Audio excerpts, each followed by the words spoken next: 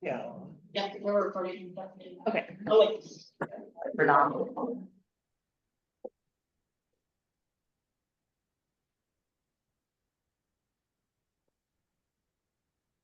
All right, so we will go ahead and get started. Thank you, everybody, for being here today. Couple things for updates. I'm gonna go over the Convention Center HVAC, Convention Center soffit painting, those two projects, and then a short update on the Lake and Canal treatment and master plan. First, with the Convention Center HVAC installation, it's not 100% complete yet.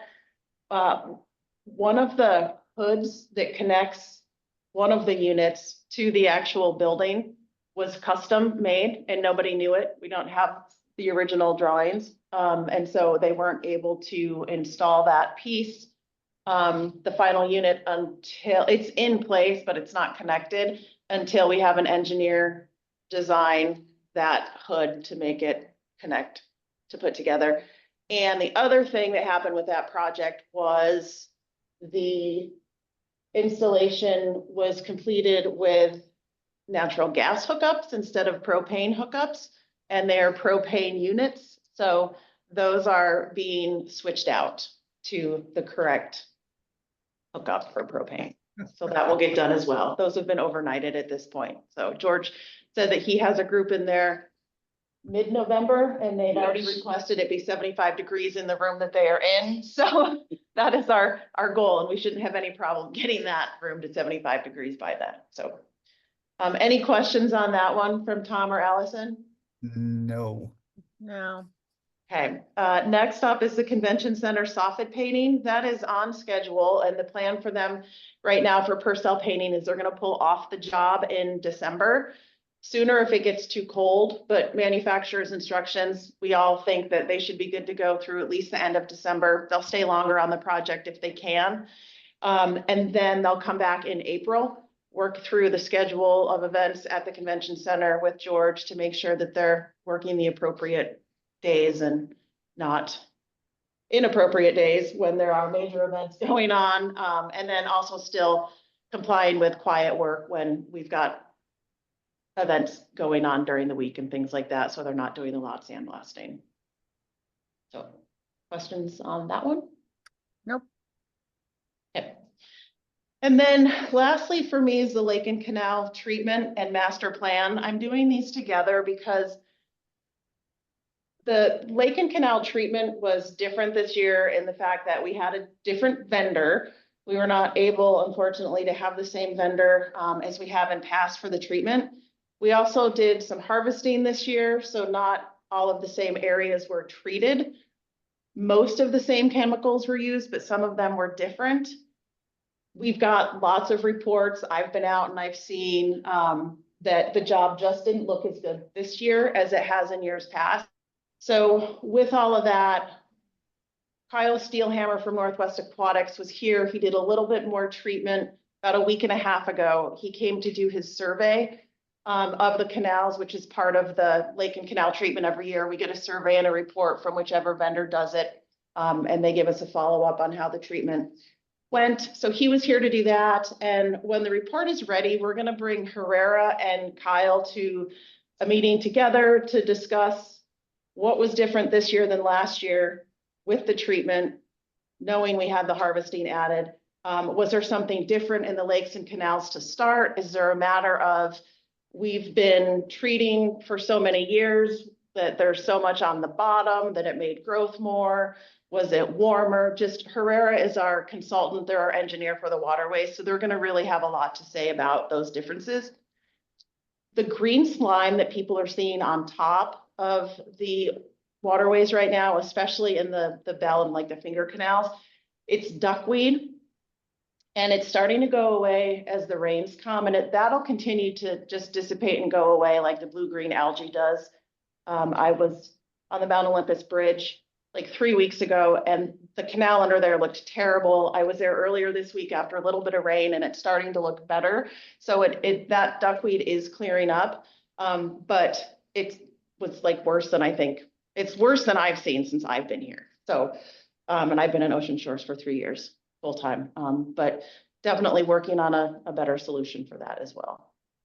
So Becky, I had asked way back about the Finger Canal because that's where the people had contacted me that can't even get to their docks because it's so overgrown. Do we know if anything was done with the harvester down there? Or was that cleared out? Anything done at all in there? Yeah, they were in the finger canals, and when they came back to do their survey, I asked them specifically to go to Fish Hook Canal. Yeah. And those finger canals, because that's where the most complaints, every year, more complaints come from the smaller and the finger canals. But like this year, I do think it was worse, so. Yeah. And I think Heron, actually, was it Heron Canal was the one I had asked you about? Yeah, Did they yep, get it was. that one? What's that? Did they get to that one? They got to all of them, yeah. Whether they harvested or treated, it was different based on each canal. So, but they did get to all of them. And then we'll have that full report of what was done in each area in the next week or so. Okay, thanks. Yep. Tom, anything on that? No, I'm good. I live on I live on Duck Lake anyway, so get to see how it looks as it grows. Exactly, yeah. And then the Fresh Waterways Corporation had the harvester out, before the council meeting as well. So and then we had a meeting, with them as well. I don't know, like maybe 3 weeks ago now, but we're definitely interested in seeing what the city can do together with the, Fresh Waterways Corporation, and their harvester, because harvesting can be done pretty much year round without, chemically treating and having to stay within a fish window. So definitely those conversations are happening again as well. Good. So, and with that, I'm gonna let Tim talk about a couple grants that we have moving and shaking right now. Thank you. Yep. Our first grant is Bristol Court flooding mitigation. It's a $150,000 grant. Our pre-application was accepted and we've been invited to apply for the grant. Our actual grant application is in process. We are looking to get reimbursement for work to be performed to mitigate the flooding issues at and around Bristol Court. Flooding occurs due to the lack of storm drainage. So we're eager to get a study done on that and hopefully get some work done to mitigate that problem. Any questions on that? No, that's great. Next grant is the vertical evacuation structure. This is a big one, $8.8 million grant. We are currently in the design phase and we should wrap that up in mid-February. We're applying for a BRIC grant for construction of the vertical evacuation structure. We hope to obtain, which is really good, a 5% match versus a standard 25% match. They've got some new legislation that could possibly knock it all the way down to 5%. So we're hoping for that. And we continue to have bi-weekly meetings with our engineers to stay informed on the progress. Any questions? Sounds good. So with that grant, when is it, do you think we would actually know whether we get it or not with the process? What's the timeline on that? I think it's awarded in August. Okay. Yes, it's awarded in July, August, so we'll know then. Okay. Thanks. Is there any talk of trying to talk with the school district again? You know, No, we haven't. okay. No, the plan is to put it in the same place kind of behind the public works yard there.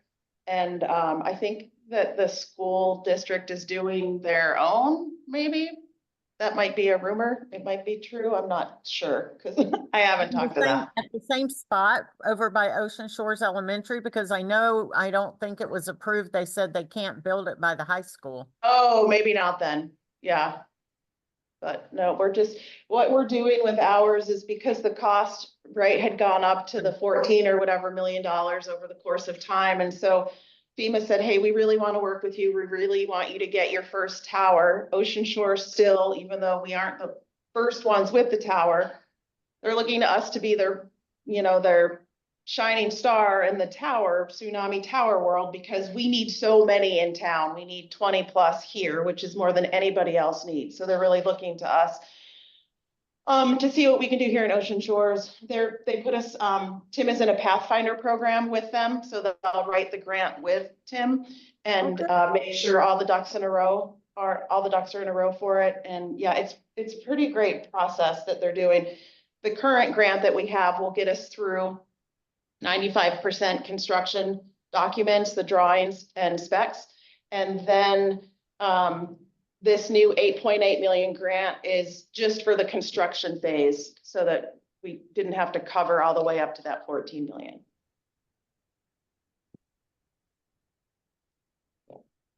Okay, move on to number 3. That is the Remnant Jetty study. And that is a $155,000 grant. We have accepted the award. We've been awarded. We have accepted it. And we have a scheduled meeting coming up on the 22nd of this month to determine the next steps of the grant process.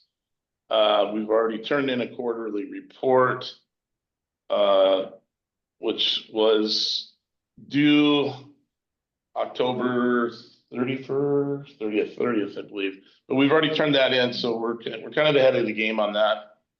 The study, this Remnant Jetty study, is to help find a long-term solution to the ongoing erosion issue at Neptune Avenue and Marine View Drive. We have infrastructure across the street, and we need to protect that.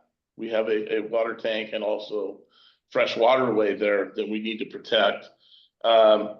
And when we get that study, we plan to present that to the Army Corps of Engineers and get input from them. And which street was that again? Marine View Drive and Neptune. June. I don't know how I forgot that. The Remnant Jetty, yeah, that's down there. And we've talked to the Corps off and on a lot more lately about repairs, and their stance is that jetty was never built to be a erosion solution. I think that kind of the ballot is still out for people at the Corps as to whether it even did mitigate erosion for us over the years. But we have pictures and video, and you can see it, and we know it. And where there's that hole that the boat went through, it's directing the water. Anyway, we all know that. So we thought using the CTP money for another study specifically just for the Remnant Jetty, that we can then present to the Corps to say, hey, look, this is what we've got. Help us out with that, because that really would be a great solution Yeah, it would. to the bigger permanent erosion issue down there. Okay, thanks. And that is all we've got. That's it. Sounds like stuff's moving right along. I like it. It is. Yep. Thanks for working on those grants. Thank you. It's been a lot of work, a lot of learning, but coming along. We appreciate it. Yes, we Doing a do. Good job, steep learning curve, so. All right, well, we'll see everybody next month. Okay, see you Yes. Tuesday, you. right? Oh, yeah, I'll see you guys Tuesday. Yeah. You're not getting out of it. No, I'll do that. Have a good weekend. Bye. Bye, thank you. Bye.